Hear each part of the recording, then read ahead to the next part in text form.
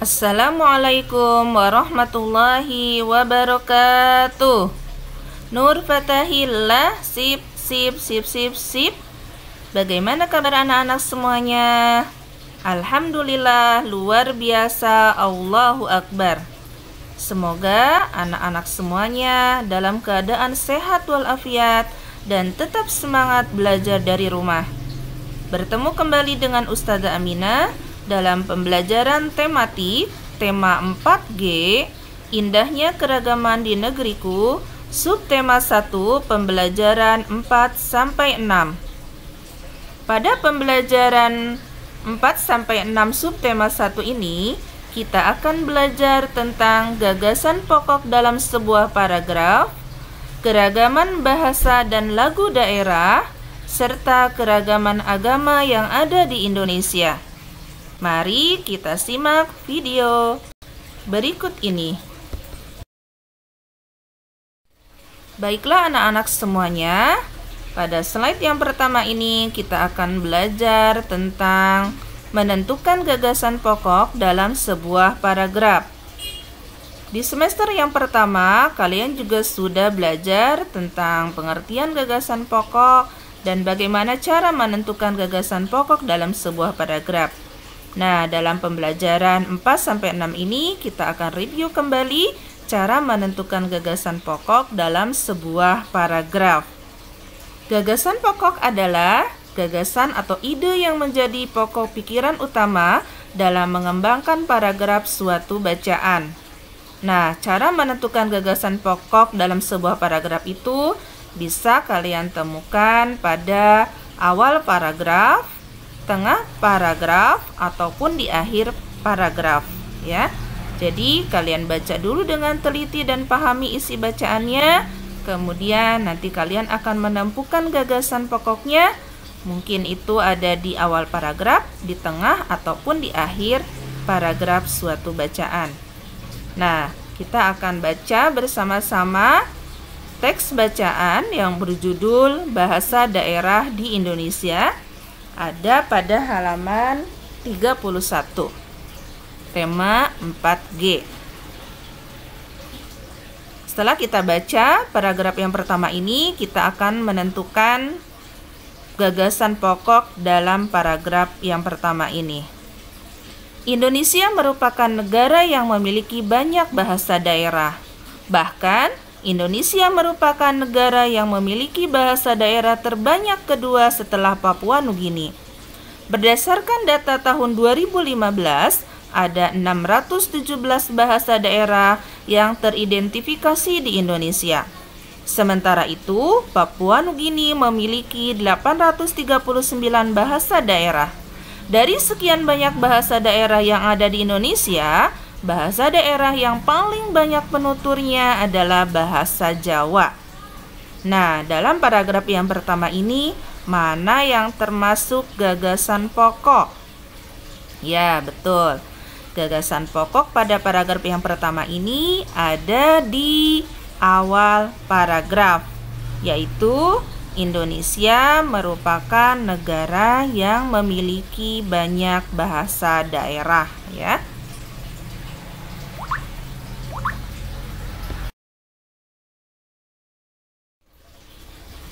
Baiklah anak-anak, kita lanjutkan membaca teks bacaan pada paragraf yang kedua.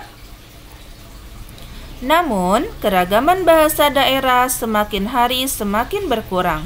Menurut data Depdiknas tahun 2008, Indonesia memiliki lebih dari 746 bahasa daerah dan kemudian semakin menurun menjadi 617 bahasa daerah pada tahun 2015. Badan Pengembangan dan Pembinaan Bahasa Kementerian Pendidikan dan Budaya pada tahun 2015 juga mencatat 15 bahasa daerah di Indonesia yang ada telah punah. Adapun 139 bahasa terancam punah. Ke-15 bahasa daerah yang punah kebanyakan berasal dari Maluku dan Papua. Nah, pada paragraf yang kedua ini, mana yang termasuk gagasan pokok?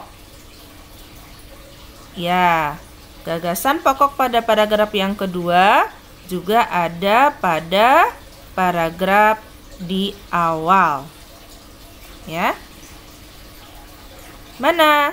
Nih, keragaman bahasa daerah semakin hari semakin berkurang. Ini yang termasuk gagasan pokok pada paragraf yang kedua ini ya. Kita temukan pada awal paragraf juga, sama seperti yang ada di paragraf yang pertama, ada di awal paragraf ya. Untuk paragraf yang ketiga dan yang keempat, kalian bisa membacanya sendiri di rumah. Kemudian kalian tentukan gagasan pokoknya yang ada pada paragraf yang ketiga dan keempat, supaya kalian bisa berlatih cara menentukan gagasan pokok.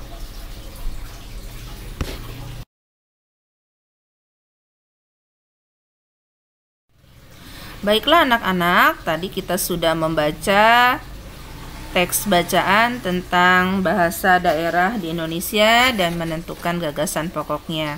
Dalam teks bacaan bahasa daerah di Indonesia, bahwa bahasa daerah yang di Indonesia itu banyak sekali ya. Jadi keragaman bahasa daerah di Indonesia itu sangat banyak. Bahasa merupakan alat komunikasi kita sehari-hari. Seperti yang sudah kalian pelajari sebelumnya, Indonesia itu kaya akan suku bangsa. Dan setiap suku bangsa memiliki bahasa daerah, sehingga Indonesia pun kaya akan keberagaman bahasa daerah. Namun, keberagaman tersebut disatukan dengan penggunaan bahasa nasional, yaitu bahasa Indonesia.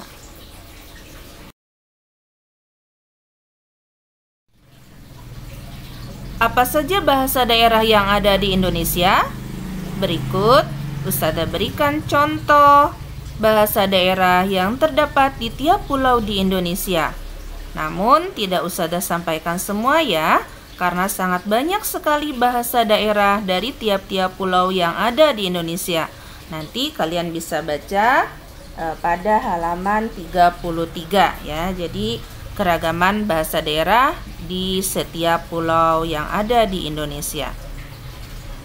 Yang pertama, Pulau Sumatera. Pulau Sumatera ini mempunyai bahasa daerah yang banyak juga ya. Ustazah hanya berikan contohnya sebagian saja, yaitu bahasa Aceh, Batak, Gayo, Minangkabau, Melayu, Loncong, dan lain-lain. Kemudian Pulau Jawa. Pulau Jawa juga mempunyai bahasa daerah yang sangat beragam dan banyak.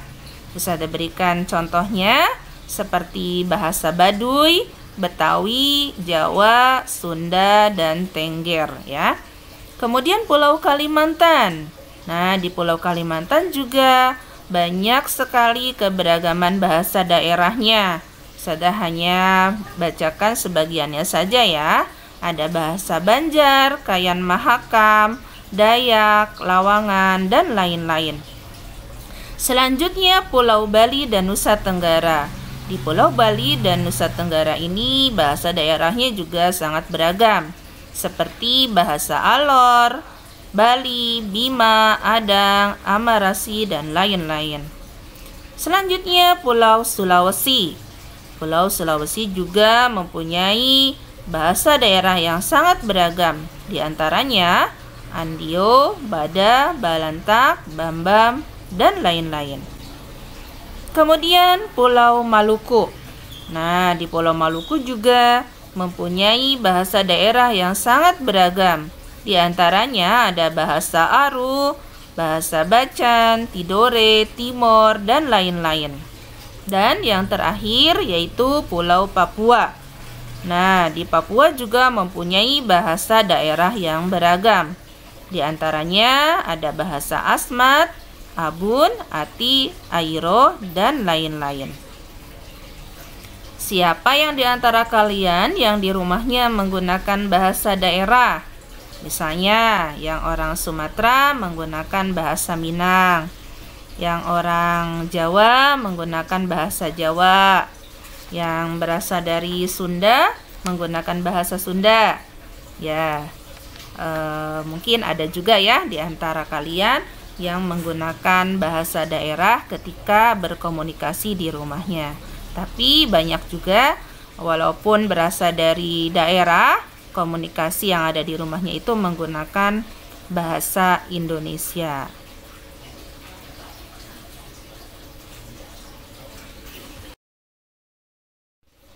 Menggunakan bahasa daerah dalam berkomunikasi sehari-hari merupakan salah satu upaya melestarikan bahasa daerah ya. Nanti anak-anak semua bisa minta diajarkan kepada ayah bundanya.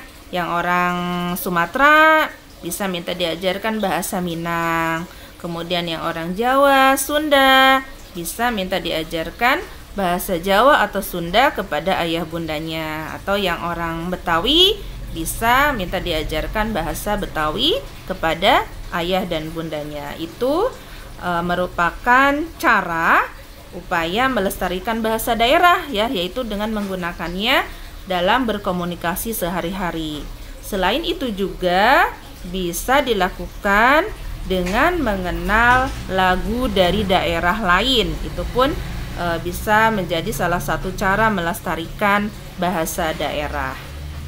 Berikut Ustazah berikan contoh lagu daerah yang ada di Indonesia ya. Keberagaman lagu daerah di Indonesia juga sangat banyak sekali dan beragam ya. Tapi Ustazah hanya memberikan beberapa contoh saja lagu daerah dan asal daerahnya. Yang pertama yaitu lagu Bungong Jompa, berasal dari daerah Nanggro, Aceh Darussalam. Kedua, Soleram, berasal dari daerah Riau. Kicir-kicir, berasal dari daerah Jakarta. Es lilin, berasal dari Jawa Barat. Ampar-ampar pisang, berasal dari Kalimantan Selatan. Apuse dan Yamko, Rambe Yamko, berasal dari Papua.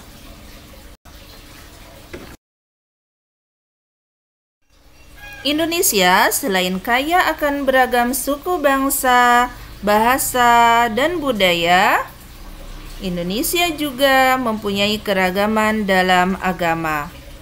Penduduk Indonesia memeluk agama dan menjalankan ibadah sesuai agamanya masing-masing. Agama berperan penting dalam kehidupan bangsa Indonesia. Hal ini bisa dilihat dari sila pertama Pancasila yang berbunyi ketuhanan yang Maha Esa. Penduduk Indonesia diberikan kebebasan untuk memilih dan mempraktikkan kepercayaannya. Pemerintah Indonesia mengesahkan 6 agama sebagai agama resmi yang ada di Indonesia. Yang pertama adalah agama Islam. Ya, ini rumah ibadahnya. Agama Islam itu masjid ya, mungkin kalian juga sudah sering ke tempat ibadah, yaitu di masjid, bisa melakukan sholat, kemudian bisa melakukan kegiatan-kegiatan keagamaan yang lain di masjid ya. Kemudian kitab suci agama Islam yaitu Al-Quran yang sudah biasa kalian baca setiap hari, yang merupakan pedoman hidup bagi umat Islam. Dan hari besar keagamaannya adalah Hari Raya Idul Fitri, Hari Raya Idul Adha, Tahun Baru Hijriah, Maulid Nabi, dan Isra Mi'raj. Yang kedua adalah agama Hindu. Agama Hindu ini mempunyai tempat ibadah yang bernama Pura, dan kitab sucinya adalah Weda. Sedangkan hari besar keagamaan bagi umat Hindu adalah Saraswati, Kuningan, Galungan, dan Nyepi. Agama yang ketiga yang disahkan oleh Indonesia adalah agama Buddha. Agama Buddha ini mempunyai rumah ibadah yang bernama Vihara. Kemudian kitab sucinya adalah Tripitaka. Dan hari besar keagamaan bagi umat Buddha yaitu Waisak, Magha Puja, dan Asada.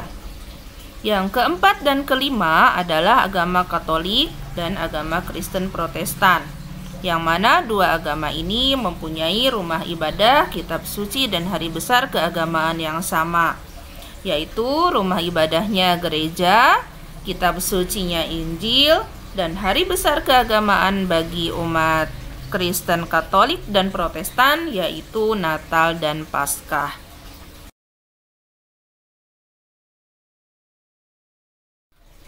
Agama yang keenam atau agama yang terakhir yang disahkan di Indonesia adalah agama Konghucu, yang mana agama Konghucu ini mempunyai rumah ibadah yang bernama Kelenteng, kemudian kitab sucinya Dio Sisuwujing, dan hari besar keagamaannya yaitu Tahun Baru Imlek dan Cap Gomeh.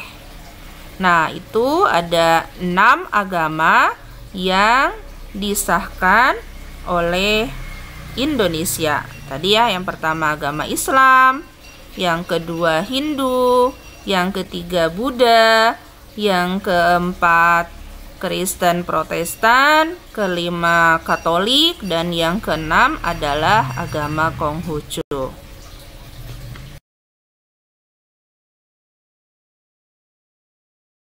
Alhamdulillahirabbil alamin. Selesai sudah video pembelajaran tematik 4G subtema 1, pembelajaran 4, 5, dan 6. Terima kasih banyak kepada anak-anakku semuanya yang sudah menyimak video ini dari awal hingga akhir. Saya harapkan kalian bisa mengerjakan latihan-latihan soal yang ada pada pembelajaran 4-6 ini di subtema yang pertama. Salam sehat selalu. Tetap semangat belajar. Wassalamualaikum warahmatullahi wabarakatuh.